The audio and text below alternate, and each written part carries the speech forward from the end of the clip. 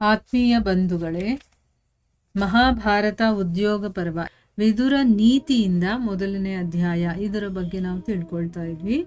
ಹೋದ ಭಾಗದಲ್ಲಿ ವಿದುರರು ಧೃತರಾಷ್ಟ್ರನಿಗೆ ಹೇಳ್ತಾರೆ, ಪಂಡಿತ ಅಂತ ಅನ್ನಿಸ್ಕೊಳ್ಬೇಕಾದ್ರೆ ಅವನಲ್ಲಿ ಏನು ಗುಣಗಳಿರಬೇಕು ಅಥವಾ ಅವನ ಭಾವನೆಗಳು ಹೇಗಿರಬೇಕು ಅಂತಂದ್ಬಿಟ್ಟು, ಅಂದ್ರೆ ವಾಸ್ತವಿಕ ಸ್ವರೂಪದ ಜ್ಞಾನ ಮತ್ತೆ ಉದ್ಯೋಗ, ದುಃಖ ಇದನ್ನ ಸಹಿಸಿಕೊಳ್ಳುವಂತ ಶಕ್ತಿ ಮತ್ತೆ ಧರ್ಮದಲ್ಲಿ ಸ್ಥಿರತೆ, ಈ ಗುಣಗಳು ಯಾವ ಮನುಷ್ಯನಿಗೆ ಪುರುಷಾರ್ಥದಲ್ಲಿ ನಾವು ಅಡ್ಡಿ ಮಾಡೋದಿಲ್ವೋ, ಪುರುಷಾರ್ಥದಿಂದ ಚ್ಯುತಿಗೊಳಿಸೋದಿಲ್ವೋ ಅವನೇ ಪಂಡಿತ ಅಂತ ಅನ್ನಿಸ್ಕೊಳ್ತಾನೆ.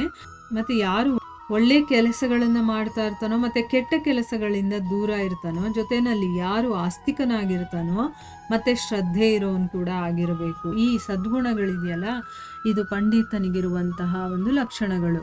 ಆಮೇಲೆ ಕೆಲವೊಂದು ಭಾವನೆಗಳಿದೆ, ಏನು ಕೋಪ ಮತ್ತು ತುಂಬ ಖುಷಿ ಪಡೋದು, ಗರ್ವ ಪಡೋದು, ಉದ್ದಂಡತೆ ಮತ್ತು ತನ್ನನ್ನು ತಾನು ಪೂಜ್ಯ ಅಂತ ತಿಳ್ಕೊಳ್ಳೋದು, ಇದು ಏನು ಭಾವನೆಗಳಿದೆಯೋ ಇದು ಯಾರನ್ನು ಕೂಡ ಪುರುಷಾರ್ಥದಿಂದ ಕೆಳಮಟ್ಟಕ್ಕೆ ತರಬಾರದು. ಆ ರೀತಿ ಇದ್ದಾಗ ಮಾತ್ರ ಅವನನ್ನು ನಾವು ಪಂಡಿತ ಅಂತ ಕರಿಬೋದು. ಅಂದರೆ ಪುರುಷಾರ್ಥದಿಂದ ಭ್ರಷ್ಟನಾಗದೇ ಇರೋದಕ್ಕಿರುವಂಥ ಭಾವನೆಗಳಿರ್ಬೇಕು ಅವನಲ್ಲಿ, ಆಗ ಅವನು ಪಂಡಿತ ಅಂತ ಅನ್ನಿಸ್ಕೊಳ್ತಾನೆ. ಬೇರೆ ಜನರು ಯಾರ ಕರ್ತವ್ಯ, ಸಲಹೆ ಮತ್ತೆ ಮೊದಲಿನಿಂದ ಮಾಡಿರುವಂತಹ ವಿಚಾರಗಳನ್ನು ತಿಳಿದೇ ಇರುವಂಥವ್ರು ಬದಲಿಗೆ ಕೆಲಸ ಪೂರ್ಣವಾದ ಮೇಲೆ ತಿಳ್ಕೊಳ್ತಾರೋ ಅವರೇ ಪಂಡಿತ ಅಂತ ಅನ್ನಿಸ್ಕೊಳ್ತಾರೆ.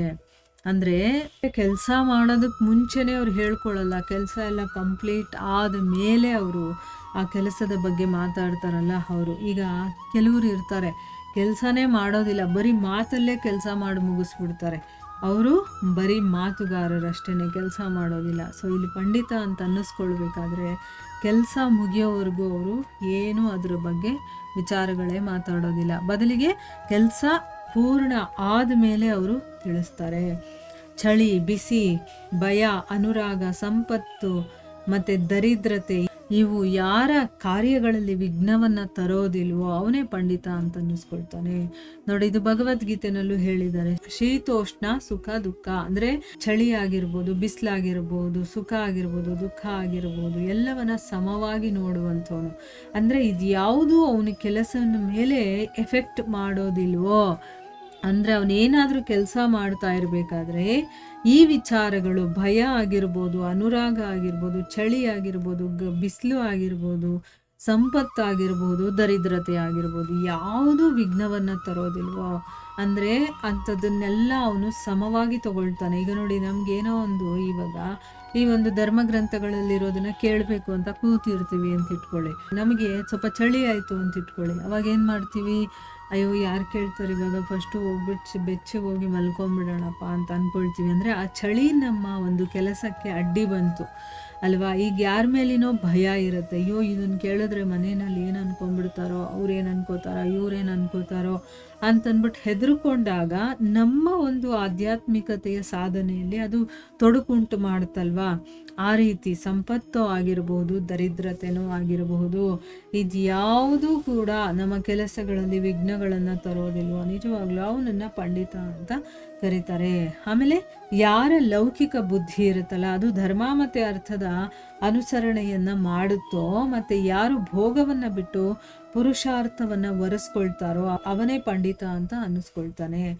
ಅಂದರೆ ಧರ್ಮದಿಂದ ಮತ್ತು ಅರ್ಥದಿಂದ ಅನುಸರಣೆ ಮಾಡುವಂಥವನು, ಅಂದರೆ ಅವನ ಬುದ್ಧಿನಲ್ಲಿ ಲೌಕಿಕ ಬುದ್ಧಿ ಇದ್ದರೂ ಕೂಡ ಅವನು ಧರ್ಮವನ್ನು ಅನುಸರಣೆ ಮಾಡ್ತಾನೆ ಮತ್ತು ಅರ್ಥವನ್ನು ಅನುಸರಣೆ ಮಾಡ್ತಾನೆ. ಮತ್ತು ಭೋಗವನ್ನು ಬಿಟ್ಟು ಅವನು ಪುರುಷಾರ್ಥದ ಕಡೆ ಅವನ ಒಂದು ಮೈಂಡ್ ಇರುತ್ತೋ, ಬರೀ ನಾನು ಭೋಗಿಸ್ಬೇಕು ಅನ್ನೋದಿರೋದಿಲ್ಲ, ನಾನು ಪುರುಷಾರ್ಥವನ್ನು ಸಾಧಿಸ್ಕೋಬೇಕು ಅನ್ನೋದಕ್ಕೋಸ್ಕರ ಏನು ಮಾಡಬೇಕು ಅಂಥ ಕೆಲಸಗಳನ್ನು ಮಾಡ್ತಾನಲ್ಲ ಅವನನ್ನು ಪಂಡಿತ ಅಂತ ಕರೀತಾರೆ.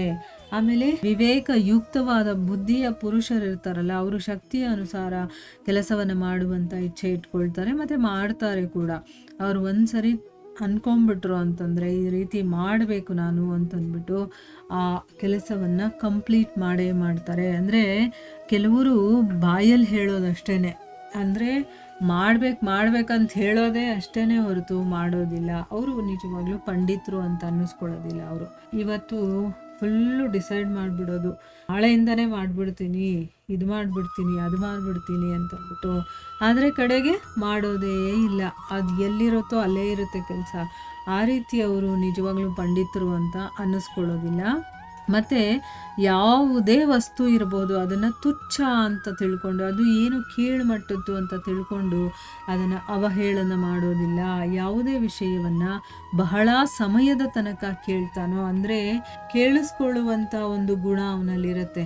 ಯಾವಾಗ ನಾವು ಕೇಳಿಸ್ಕೊಳ್ಳೋದು ಸರಿಯಾಗಿರೋದಿಲ್ವೋ ನಮಗೆ ಅದು ಅರ್ಥ ಆಗಲ್ಲ, ನಾವು ಬೇರೆಯವ್ರಿಗೆ ಅದನ್ನು ಹೇಳೋಕ್ಕೂ ಆಗಲ್ಲ.